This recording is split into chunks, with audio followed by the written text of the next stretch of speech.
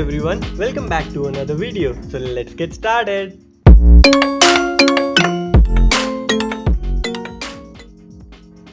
In order to send WhatsApp message without saving the number, what you need to do is just open your browser and search wa.me/91 followed by the number to which you want to send the message, where 91 is your country code.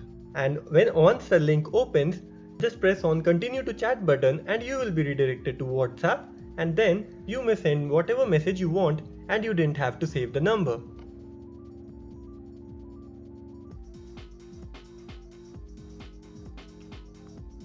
Sometimes we want to pause a WhatsApp story so that we can hold it for a period longer than the stipulated time, just like in this case, you see. For this, what you must do is just do a 3-finger tap on the screen and the story pauses. And it stays there for as long as you want until you tap on the screen again. Yeah, you see, if I just tap on the screen again, the story disappears. Quite useful trick. And yeah, before moving forward in this video, if you are enjoying this video, please do press the like button below.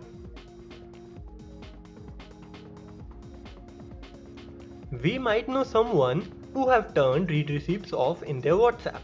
But the thing is, we have sent a message to them and want to know whether they have read it or not. So what should you do? Let me tell you, here's what you can do. After you have sent the message, like you can see in the screen, I'm having a conversation. After a few messages, you'll see what I'll do. After sending a few messages, I'm going to send an empty voice note. The thing is, if they play the voice note, no matter if they have turned read receipts off or not, the tick mark will turn blue. You see, when I played that audio note, the ticks turned blue. So quite a nifty trick which I find helpful sometimes, and I hope you find it helpful too.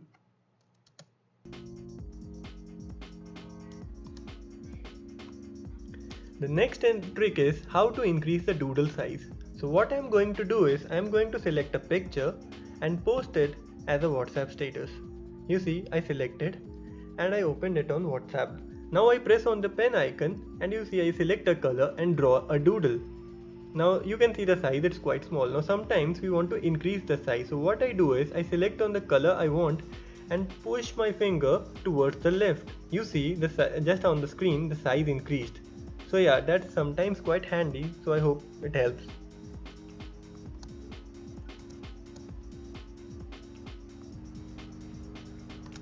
We know how WhatsApp notifications look like, right?